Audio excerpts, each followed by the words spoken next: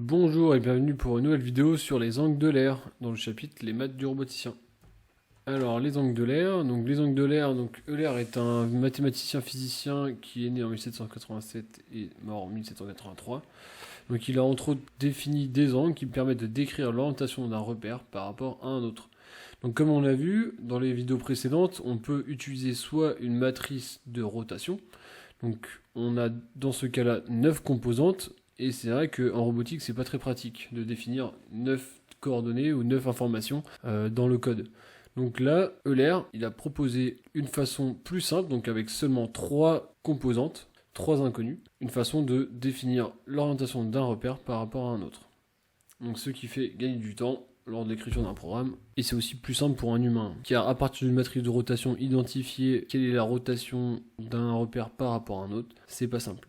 Alors que se dire qu'on a une rotation de 90 degrés par exemple par rapport à l'axe Z, puis 20 degrés par rapport à l'axe X, puis 30 degrés autour de l'axe Z, c'est un peu plus compréhensible, plus facile à imaginer. Donc Euler il a défini 3 angles, θ, psi et phi. Donc au départ on a le repère bleu, le repère X, Y, Z. Ensuite la première rotation, donc on fait une rotation d'un angle psi autour de l'axe Z. Donc on se retrouve avec le vecteur n. Ensuite, on repère de ce vecteur. Donc on a un repère créé par le vecteur n, l'axe Z et le produit vectoriel des deux, donc qui est un y décalé d'un angle psi. À partir de ce repère-là, donc on rajoute une rotation donc qui est la nutation donc d'un angle θ. Donc on passe du disque bleu où on avait notre repère x, y et notre repère n. On fait une rotation donc, du disque autour de l'axe n et on obtient notre disque rouge. Donc actuellement, dans le disque rouge, on a Z qui est la normale au disque, n vu qu'on tourne autour de lui, donc qui correspond au x du repère, et on a y qui est le produit vectoriel des deux, qui est par là. Et ensuite, il nous reste un angle, donc l'angle de rotation propre. Donc cette fois-ci, c'est encore une rotation autour de Z, mais cette fois-ci, c'est l'axe Z' ici. Et donc c'est l'angle phi ici, donc c'est-à-dire donc cet angle il permet de tourner au niveau du disque rouge. Donc là on a un angle phi et on passe donc du repère x, y, z au repère x', y', z' avec ces trois rotations. Donc si on veut calculer la matrice M, donc la matrice de rotation équivalente aux trois rotations, il nous suffit de calculer la première matrice de rotation donc autour de l'axe Z, puis la deuxième matrice de rotation autour de l'axe N, et enfin la dernière matrice de rotation autour de l'axe Z'. Donc on va voir juste après. Donc ici la première rotation comme on l'a vu, donc c'est autour de l'axe Z d'un angle psi. On a la matrice de rotation autour de l'axe Z d'un angle psi qui est égal à ça. Donc si vous voulez plus de détails sur le calcul, allez voir la vidéo sur les matrices de rotation. Donc même chose pour la seconde rotation. Donc c'est la rotation autour de l'axe N d'un angle θ.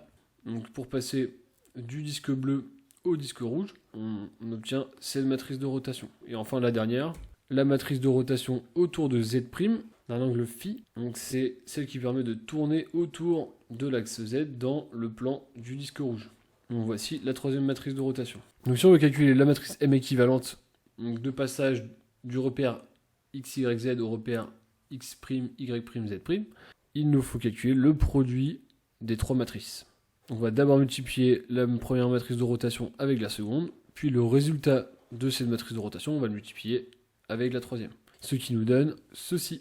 Donc on retrouve bien des composantes psi, phi et θ partout. Alors, donc maintenant on a vu le passage donc, des angles psi, θ, phi à la matrice de rotation. Comment on fait maintenant pour passer de la matrice M aux angles psi, θ et phi?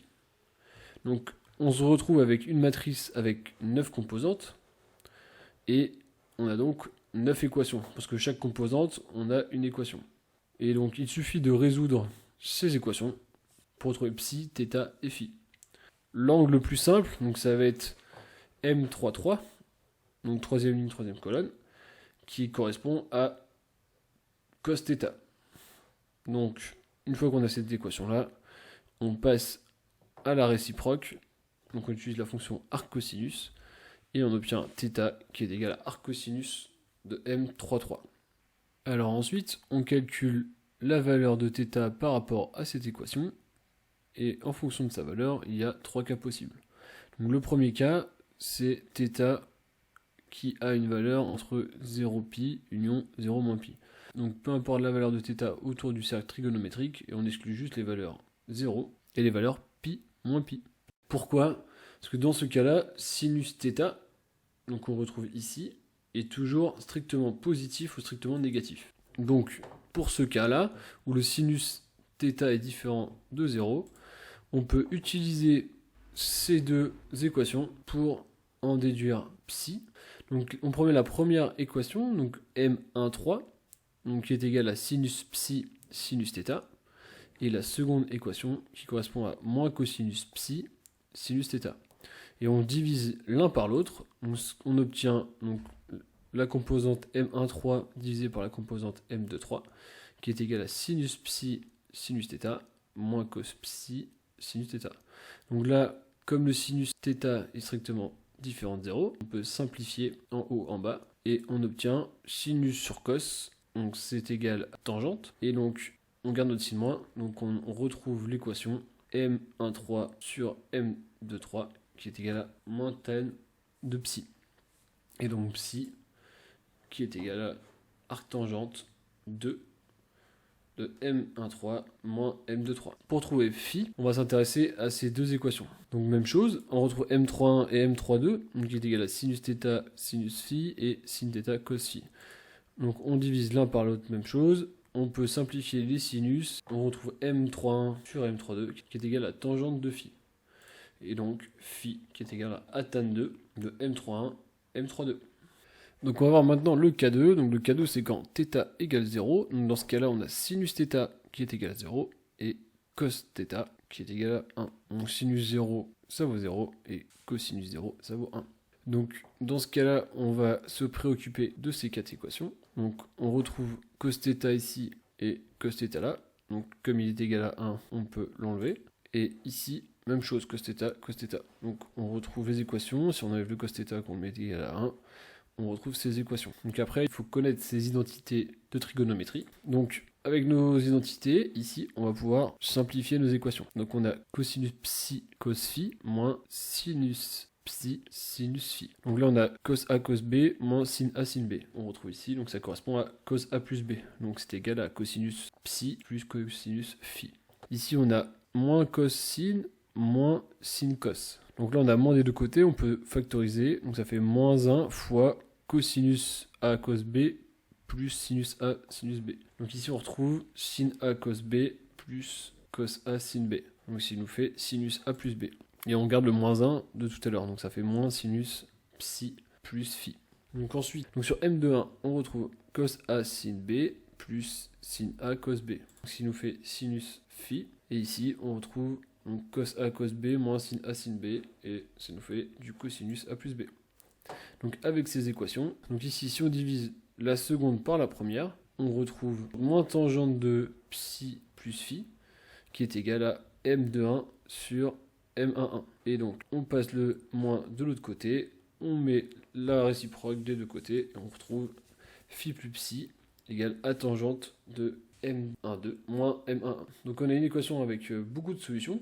Donc une fois qu'on connaît cet angle-là, il suffit d'arbitrer les deux angles pour trouver une réponse. Et donc là, par exemple, on va prendre psi égale 0. Et dans ce cas-là, on a phi qui est égal à arctangente de M1,2 moins M1,1.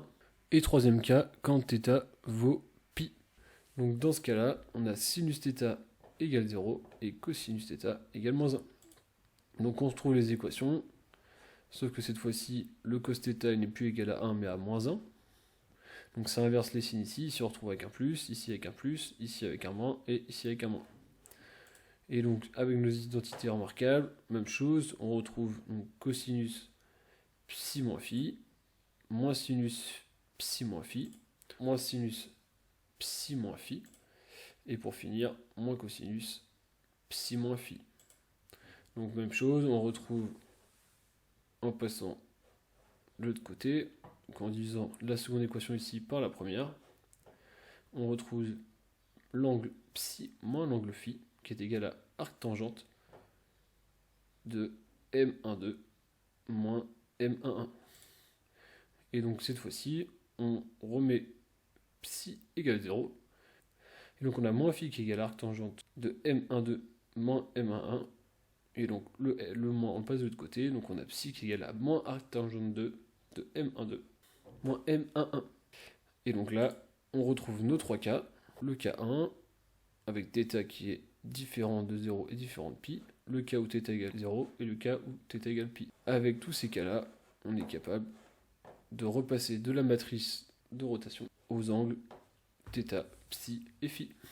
Donc maintenant on va voir ces angles-là en robotique. Alors, donc pour rappel, les angles de l'air, donc on fait une rotation autour de RZ, puis une rotation autour de RX, et enfin on refait une rotation autour de RZ. Alors que KUKA, par exemple, eux ils font RZ, RY, et ensuite RX. On a d'autres marques, typiquement Stobli, qui font RX, RY et RZ. Donc on fait comme pour les angles de l'air, on calcule les matrices de rotation pour chaque angle, et ensuite on multiplie les 3 matrices entre elles, et on obtient les matrices de rotation équivalentes. Donc pour la matrice de rotation KUKA, donc on a d'abord la rotation autour de Z, puis la rotation autour de Y, puis la rotation autour de X. On obtient cette matrice de rotation de passage. Donc à savoir ici, donc on a appelé θZ la rotation autour de Z, θY la rotation autour de Y, et θX la rotation autour de X. Et donc ici, donc Z correspond à cosinus de θZ, c'est-à-dire à cosinus de l'angle de rotation autour de Z. Même chose CX, donc c'est cosinus de l'angle autour de X. Et SY, par exemple ici, donc c'est le sinus de rotation autour de θY. Même chose pour la marque Stobli, donc cette fois-ci c'est RX, RY, RZ, et on a une autre matrice de rotation. Donc en fonction de l'ordre dans lequel on les effectue les rotations, la matrice de rotation n'est pas la même. Donc ça, il faut bien faire attention. Entre les différentes marques de robots, on ne retrouve pas les mêmes choses. Il faut bien faire attention. Donc c'est la fin de ce cours sur les angles de l'air. A plus, ciao.